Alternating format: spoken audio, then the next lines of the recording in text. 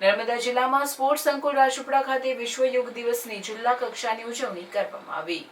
વિશ્વભરમાં 11મો યોગ દિવસ ઉજવવામાં આવી રહ્યો છે। આ કાર્યક્રમ દેશભરમાં 1 લાખથી વધુ સ્થળોએ આયોજિત યોગ સંગમ સાથે જોડાયેલો છે। જે સંદર્ભે નર્મદા જિલ્લાના રાજપીપળાના રમતગમત સંકુલ ખાતે જિલ્લા કક્ષાનો યોગ કાર્યક્રમ રાખવામાં આવ્યો હતો। જિલ્લામાં 523 જેટલી જગ્યાઓ પર યોગના કાર્યક્રમો યોજાયા હતા।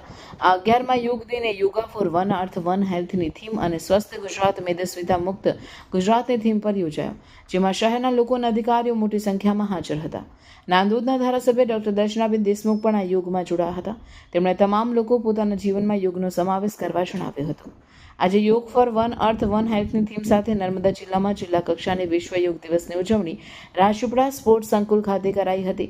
તેમજ આઇકોનિક સ્થળ statue of unity, Ektanagar, Garudeshwar, Indrika Sansthan, Dediapada, Nandod તાલુકામાં MR high school Rajpipla, arts college Tilakwada અને VM.Ed English medium school Sagbara એમ 5 તાલુકામાં પણ તાલુકા કક્ષાની યોગ દિવસની ઉજવણી કરાઈ હતી।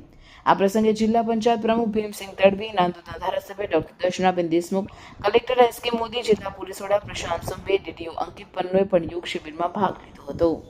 આ આધ્યાત્મિક, શારીરિક અને માનસિક એટલે કે શરીર અને મનની સાથેનું જોડાણ, પ્રકૃતિ સાથેનું જોડાણ અને એની સાથે સાથે આધ્યાત્મિક એટલે કે બ્રહ્માંડ સાથેનું જોડાણ। કારણ કે આપણા આદિ યોગી એવા શ્રી શંકર ભગવાન કે જે પોતે આ યોગ અભ્યાસના પ્રણેતા બી કહેવાય છે અને એમના દ્વારા જ આજે જ્યારે સર્વે લોકો આ યોગ અભ્યાસ દ્વારા પોતાના જીવનમાં આવતી મુશ્કેલીઓ, પોતાના જીવનમાં આવતી તકલીફોને દૂર કરીને ખૂબ જ સુખી અને સમૃદ્ધ બને એવી આ યોગા અભ્યાસ દ્વારા વડાપ્રધાનશ્રીએ જે આ કાર્યક્રમ શરૂ કર્યા છે, ત્યારે સર્વે લોકો અને સર્વે વર્ગના લોકોની સાથે બધા જ લોકો, યુવાનો, યુવતીઓ, મહિલાઓ અને બધા જ આ યોગા અભ્યાસમાં જોડાઈ અને યોગને પોતાના જીવનનું એક અનન્ય અંગ બનાવવાનું કામ કરે અને એને યોગને રોજિંદા જીવનમાં પણ રોજબરોજ ઉપયોગમાં લે તો આ ભારતને જે વિકસિત ભારતની જે સંકલ્પના છે અને જે આત્મનિર્ભર બનાવવાની જે સંકલ્પના છે, એમાં આ યોગા અભ્યાસ પણ એક ખૂબ જ મહત્વનું અંગ પુરવાર થશે।